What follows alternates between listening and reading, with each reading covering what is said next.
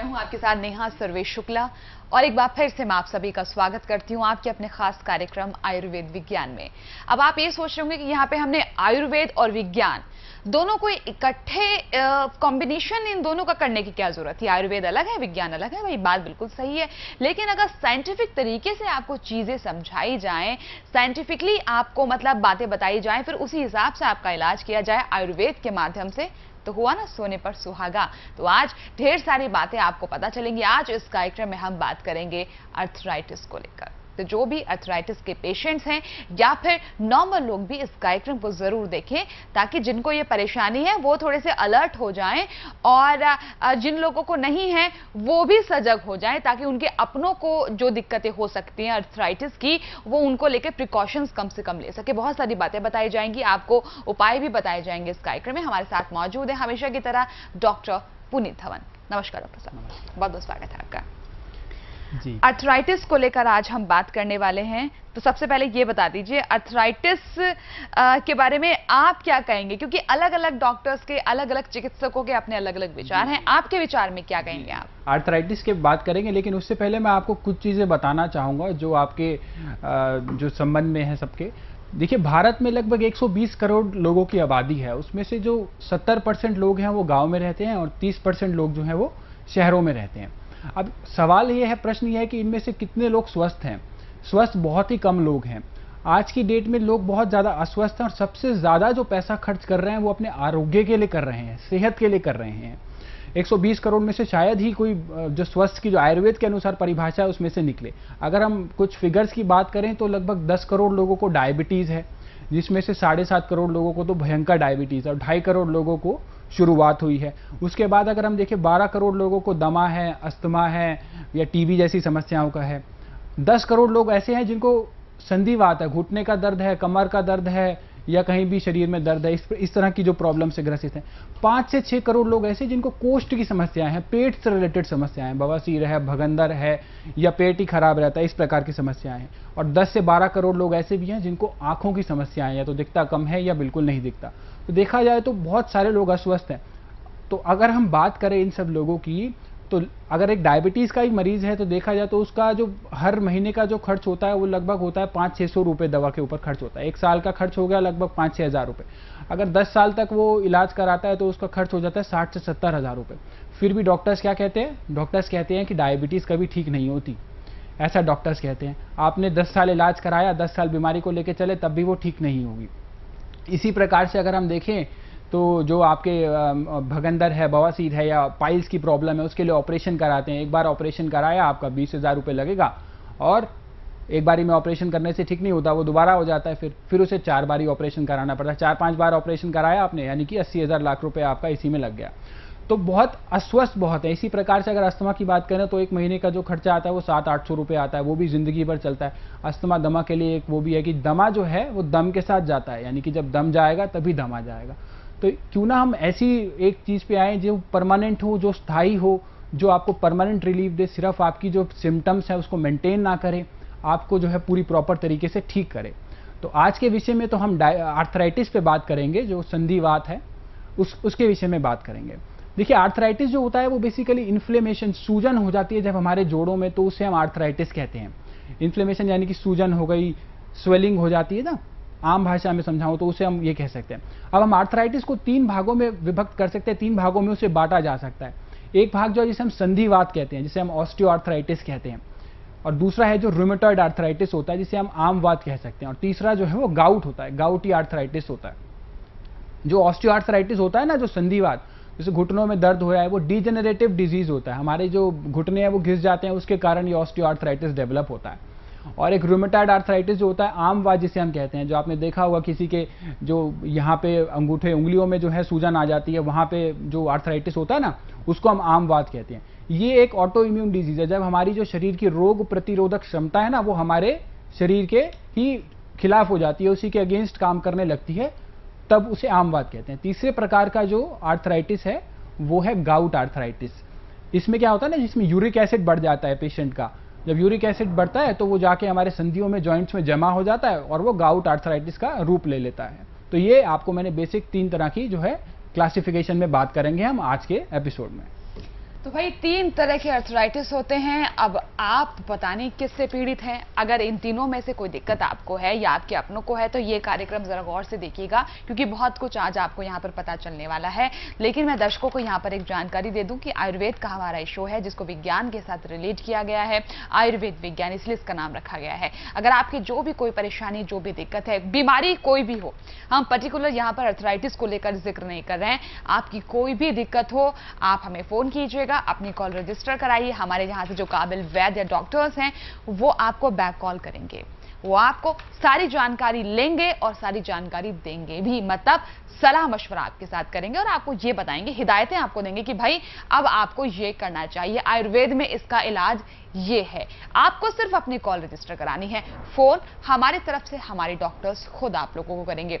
और आप तो जानते हैं दर्शकों की पुनीत धवन जी आज से नहीं है, बल्कि इनके जो है पीढ़ियां भी, जो अगर हम बात करें तो 5th जनरेशन है जो कि आयुर्वेद को जिंदा रखे हुए हैं और लगातार आप लोगों की सेवा में, आप लोगों के लिए काम कर रहे हैं। आयुर्वेद किस तरीके से आप लोगों को लाभ दे सकता है, कैसे आप आयुर्वेद का सहारा ले सकते हैं, अपने शरीर को स्वस्थ बना सकते हैं, ये इनकी 5th जनरेशन आज है जो आपको बता रही है।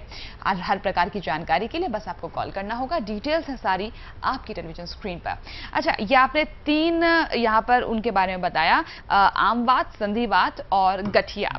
इन तीनों में से सबसे खतरनाक आप किसको मानते हैं? देखिए, सबसे खतरनाक और सबसे, वैसे तो तीनों ही खतरनाक है देखा जाए, लेकिन जो सबसे आम देखने को मिलता है ना, कॉमनली देखने को मिलता है, उसे हम कहते हैं ऑस्टियो आर्थराइटिस, संधिवात जिसे हम कहते हैं। जैसे आप सुना होगा कि घुटने में दर्द रहता है एक एज के बाद, 45 ईयर्स के एज के बाद ये ज़्यादा देखने को मिलता है। अब इसमें होता क्या है, जब आपकी जो संधियाँ हैं, जो जॉइंट है, वो थोड़ा सा घिस जाता है, उसमें जो है जब आप मूवमेंट करते हैं तो उसमें घर्षण होता है एक प्रकार का, और उसके कारण क्या होता है कि ऑस्टियोफाइट्स एक होती है, यानी कि छोटी छोटी संधियाँ, छोटी छोटी अस्थियाँ उसमें डेवलप हो जाती है, जिससे वो दोनों आपस में टकराते हैं और घर्षण होता है। अगर हम एक्सरे में देखते हैं तो इसमें हमें क्लियरली नजर आता है कि ऑस्टियोफाइट किस प्रकार से यहाँ पे नजर आती है, किस प्रकार से संधियों में वो डेवलप हो गई है। अब अगर लक्षण की बात करें इसके, तो 3 प्रकार के मुख्य रूप से इसमें लक्षण मिलते हैं। पहला लक्षण होता है कि इसमें दर्द होता है, पीड़ा होती है। सबसे जो मुख्य लक्षण है, जो लेडीज में ज्यादा देखने को मिलता है ऑस्टियोआर्थराइटिस, सबसे मुख्य लक्षण है इसमें पीड़ा होती है, दर्द होती है। दूसरा, इसमें अकड़न हो जाती है जॉइंट में, जो इसकी मूवमेंट है जॉइंट की वो रिस्ट्रिक्ट हो जाती है, वो ज्यादा मूवमेंट में दर्द होता है, पेन होता है उसको। सूजन, तीसरा जो लक्षण है इसमें सूजन, स्वेलिंग आ जाती है। तो ये जो मुख्य रूप से लक्षण है, और ज्यादा टाइम तक अगर ये बना रहता है ऑस्टियोआर्थराइटिस, तो आपने देखा होगा कि जो है उसमें घुटने में से आवाज आनी शुरू हो जाती है, कट कट की आवाज आती है। सीढ़ी चढ़ रहे हैं या आप मूवमेंट ज्यादा कर रहे हैं या ज्यादा वेट उठा लिया, तो उसमें से आपको घुटने में से आवाज आनी शुरू हो जाती है। ये इसके लेटर स्टेजेस में है। तो अब इसका ये इस प्रकार से इसके लक्षण है। अगर हम इसकी चिकित्सा की बात करें ना, तो यहाँ पे आप एलोपैथिक में जो आप मेडिसिन ले रहे हैं, पेन किलर है इसके लिए आप जो लेते हैं, पेन किलर तो देखिए थोड़े टाइम के लिए आपने पेन को दबा लिया, वो ठीक है, हो गया आपने, लेकिन पेन किलर का बहुत लंबे समय तक हमें इसमें सेवन नहीं किया जा सकता। या फिर NSAIDs कुछ ड्रग्स होते हैं, वो भी उसका भी इसमें कोई रोल नहीं है। और जो या फिर कैल्शियम की गोलियां जो डॉक्टर्स आजकल बहुत प्रिस्क्राइब कर रहे हैं, कैल्शियम की गोलियां हम इसमें दे रहे हैं, तो कैल्शियम का भी इसमें कोई ज़्यादा रोल नहीं है, क्योंकि जो कैल्शियम की हमारी बॉडी को जितनी रिक्वायरमेंट होती है ना, वो हमारे को वैसे ही हमारे आहार से मिल जाता है। महत्वपूर्ण बात कैल्शियम की एब्जॉर्प्शन की होती है कि कैल्शियम वो एब्जॉर्ब हो रहा है या नहीं हो रहा। तो जो कैल्शियम का एब्जॉर्प्शन है वो कैसे होता है, वो होता है विटामिन डी की प्रेजेंस में। जब विटामिन डी कहाँ पे होता है, ये होता है जो सूरज की जो मुख्य रूप से जो किरणें होती है ना हमारी मॉर्निंग की 10-15 मिनट की, सिर्फ उसी में होता है, वो कड़कती वाली धूप में नहीं होता। तो देखा जाए तो इसमें कोई स्थायी रूप से ट्रीटमेंट नहीं है एलोपैथिक में। एलोपैथिक में आपने ठीक है थोड़े टाइम के लिए सिम्टम्स को दबा दिया, इस प्रकार से है। और एक जो इसका मुख्य कारण होता है कि मोटापा, जो लोग थोड़े मोटे होते हैं ना, क्योंकि ये वेट बियरिंग जॉइंट है, सारा वजन आपके घुटने को उठाना है, तो जो लोग मोटे होते हैं तो उनको ये शिकायत ज्यादा होती है। तो इसमें एलोपैथिक में कुछ खास ट्रीटमेंट ना होने के कारण आप जो है इसमें आयुर्वेद में अच्छा रिजल्ट मिलता है, क्योंकि वियर एंड टियर है। तो जो मेडिसिन आप हमारे से लेंगे, हमारे जो डॉक्टर्स हैं उनसे बात करके आप मंगाएंगे, तो उससे जो आपका वियर एंड टियर है उसमें आपको इंप्रूवमेंट आएगी। जो पेन है आपको उसमें परमानेंट इंप्रूवमेंट आएगी पेन किलर्स के बगैर। और धीरे धीरे आप देखेंगे आपको सारे जो ऑस्टियोआर्थराइटिस की प्रॉब्लम है लंबे समय में वो ठीक होती चली जाए। तो कर्मा आयुर्वेदा में इन सभी बीमारियों का आप लोगों को इलाज दिया जाता है। आपको ये बताया जाता है कि भाई आयुर्वेद में ही वाकई में, क्योंकि आयुर्वेद आज से नहीं है, जब से सृष्टि है, जब से ये धरती ये आकाश है, जब से आयुर्वेद हमारे साथ है और तभी से हमारी मदद कर रहा है। बशर्ते देखिए वो बात अलग है कि हम लोग ज्यादा विश्वास नहीं करते हैं, हम लोग आयुर्वेद को अपनाना नहीं चाहते हैं, लेकिन आज की जनरेशन की अगर हम बात करें, आज के वक्त की अगर हम बात करें, तो लोग बहुत ज्यादा अट्रैक्ट हो रहे हैं आयुर्वेद की तरफ। वो आयुर्वेद को अपनाना चाहते हैं क्योंकि कोई साइड इफेक्ट नहीं है आपकी बॉडी पर इसका, और आपको भी पता है कि परमानेंट क्योरेबल है। आपकी बीमारी को, आपकी परेशानी को ये जड़ से खत्म करता है। ये बात मैं तो क्या कह रही हूं, ये बात तो आप भी अच्छे से जानते हैं। तो कर्मा आयुर्वेदा इन सारी चीजों में सक्षम है।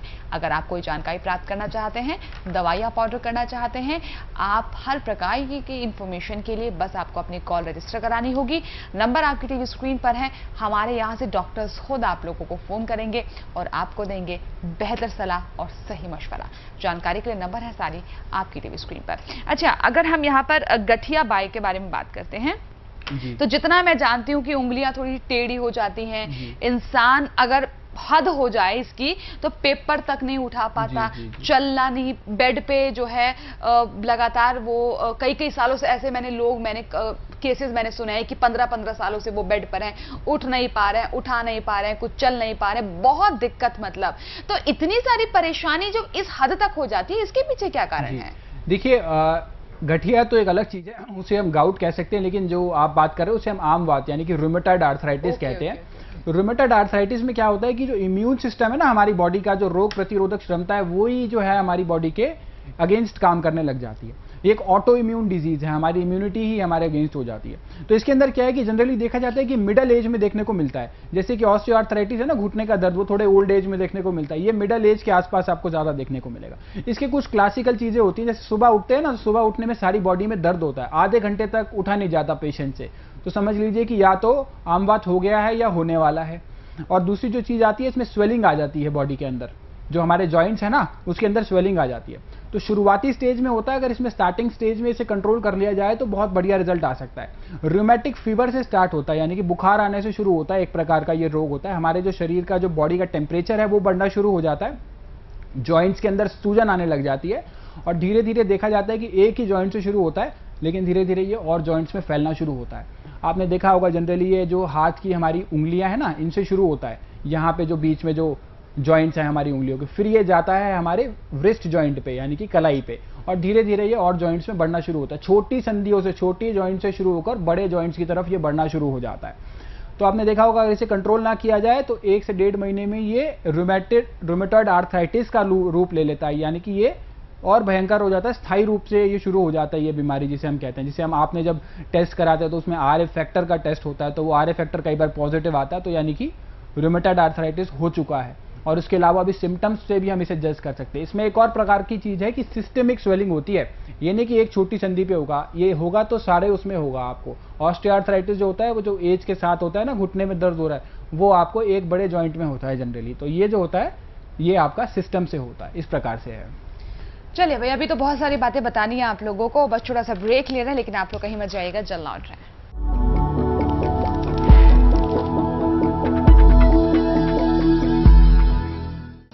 अगर आप किसी भी प्रकार की समस्या से परेशान हैं और नहीं मिल रहा कोई रास्ता, नहीं हो रहा सफल इलाज, तो तुरंत अपनी समस्याओं को दूर करने के लिए एवं सफल इलाज के लिए डॉक्टर पुनीत धवन जी से संपर्क करें। संपर्क सूत्र 09871712050 011-4264-4274।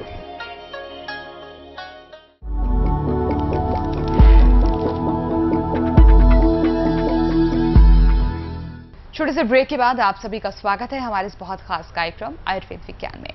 अच्छा डॉक्टर साहब, अभी ब्रेक पर जाने से पहले आपने कहा था कि सिम्टम्स भी होते हैं, पहचाने जो जा सकते हैं पहले से, कि भाई आपको आम बात होने वाला है, गठिया होने वाला है, या फिर संधिवात होने वाला है। हालांकि आपने काफी कुछ बताया भी, इसके अलावा और क्या जानकारी देना चाहेंगे? देखिए, जो सिम्टम्स है ना, ये मैंने बताया ना कि ये आपके जो सिस्टेमिक जॉइंट्स हैं आपकी, जो उसके अंदर होता है आपका ये, यानी कि एक जॉइंट में नहीं होगा, आम बात जो होगा वो सभी जॉइंट्स में शुरू होगा, फिर धीरे धीरे ये बढ़ता चला जाता है। इसका आप समय से रहते इलाज कराइए। टेंडरनेस होती है, बहुत ज्यादा पेन होता है अगर दबाया जाए तो, और मूवमेंट पे और ज्यादा वो पेन हो जाता है। तो इस प्रकार से आप इसे आम बात को देख सकते हैं। चलिए, तो भाई अब बात करेंगे गाउट यानी कि गठिया को लेकर। गठिया बाय कहा जाता है इसको, इसकी वजह से भी लोगों को काफी परेशानी का सामना करना पड़ता है। अच्छा, अगर गठिया बाय की बात करें तो ऐसा कहा जाता है, हमारे बड़े बुजुर्ग भी कहा करते थे कि एक मौसम होता है कि उस मौसम में ज्यादा गाउट में दिक्कतें होनी शुरू हो जाती हैं। ये इसका भी कहीं ना कहीं कारण है। जी बिल्कुल, मौसम तो होता ही है, जब मौसम परिवर्तन होता है या उस प्रकार से जो है हमारे बहुत ज़्यादा एक्सेस में सर्दी होती है, उस मौसम में ज़्यादा या रात में ज़्यादा इसका दर्द होता है गठिया का। गठिया की जो प्रॉब्लम है वो होता है प्रोटीन्स के मेटाबॉलिज्म का जो डिसऑर्डर। जो हम प्रोटीन खा रहे हैं ना, वो प्रॉपर हमें पचता नहीं है। प्रोटीन का जो बाय प्रोडक्ट होता है, प्रोटीन का जो आखिरी में जाके बनता है, वो बनता है यूरिक एसिड। तो जब प्रोटीन नहीं पचता तो यूरिक एसिड हमारे बॉडी में इकट्ठा होना शुरू हो जाता है। जब वो यूरिक एसिड 6 ग्राम % से ज्यादा बढ़ जाता है ना, तब ये गठिया की समस्या उत्पन्न होती है। यूरिक एसिड जो है ये हमारे संधियों में जाके जमा हो जाता है, जिससे भयंकर प्रकार का दर्द होता है। रात को एकदम से बहुत तेज दर्द होगा और सुबह के टाइम पे कम होगा। जैसे जैसे दिन ढलता जाएगा वैसे वैसे ये दर्द जो है ये बढ़ता चला जाता है।